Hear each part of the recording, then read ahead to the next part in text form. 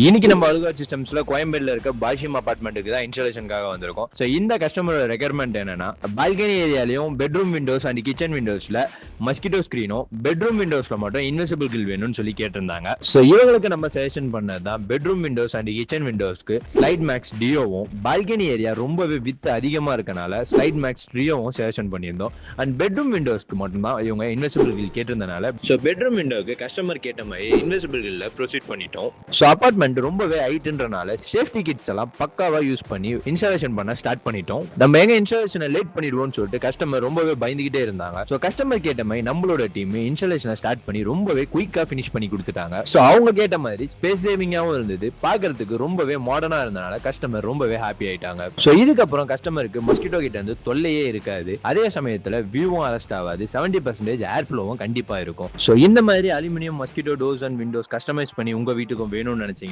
எங்களோட பேஜை ஃபாலோ பண்ணிட்டு மறக்காம டிஎம் பண்ணுங்க.